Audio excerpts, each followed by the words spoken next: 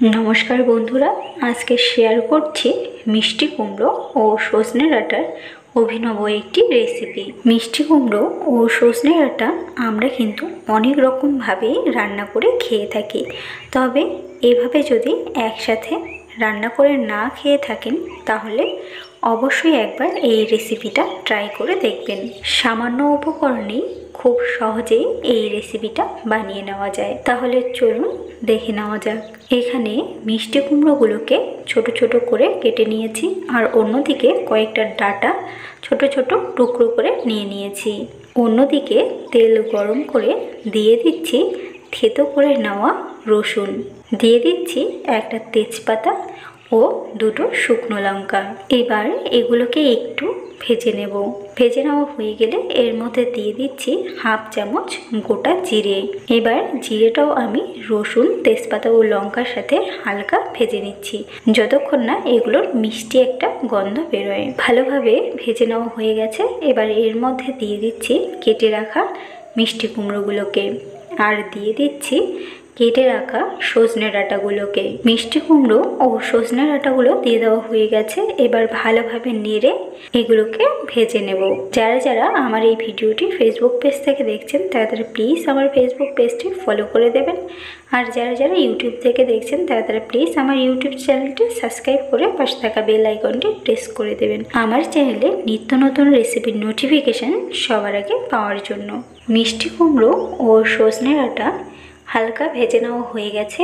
এবার এর মধ্যে দিয়ে দিচ্ছি স্বাদ মতো লবণ ও হলুদ গুঁড়ো। এবার লবণ ও হলুদ গুঁড়ো মিষ্টি কুমড়ো ও সজনে ডাঁটার সাথে ভালোভাবে মিশিয়ে নিয়ে এগুলোকে ভেজে নেব। আমার ভিডিওগুলো আপনাদের কেমন লাগে সেটা কিন্তু অবশ্যই কমেন্ট করে জানাবেন। যদি ভালো লেগে থাকে তাহলে লাইক ও শেয়ার করতে ভুলবেন না।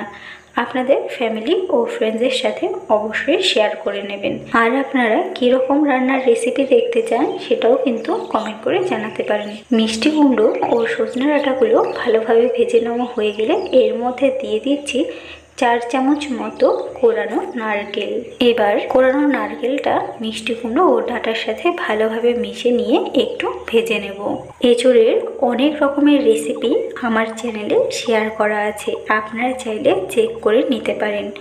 এঁচোড় কাঁঠাল হবার আগে একবার ট্রাই করে দেখতে পারেন, আর কমেন্ট করে জানাবেন এঁচোড়ের রেসিপিগুলো আপনাদের কেমন লাগলো। মিষ্টি কুমড়ো সজনে ডাঁটার সাথে নারকেল কোরানোটা ভালোভাবে ভেজে নেওয়া হয়ে গেছে।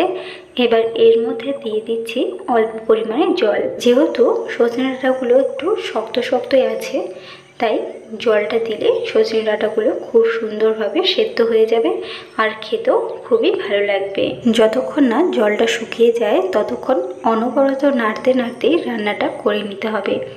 শুকিয়ে গেলে তলায় লেগে যেতে পারে। তাই আমার চ্যানেলে মিষ্টি কুমড়োর আরও কয়েকটা রেসিপির ভিডিও শেয়ার করা আছে, আপনারা চাইলে দেখে নিতে পারেন, অথবা আমি ডেসক্রিপশন বক্সে লিঙ্কগুলো দিয়ে দেবো, চেক করে নেবেন। দেখতেই পাচ্ছেন মিষ্টি কুমড়োর থেকে প্রায় জলটা টেনে নিয়েছে। এই সময় অনবরত নেড়ে দিতে হবে। দেখতেই পাচ্ছেন মিষ্টি কুমড়োর থেকে জলটা একদম টেনে নিয়েছে, আর তৈরি হয়ে গেল মিষ্টি কুমড়ো ও সজনে ডাঁটার অভিনব একটি রেসিপি।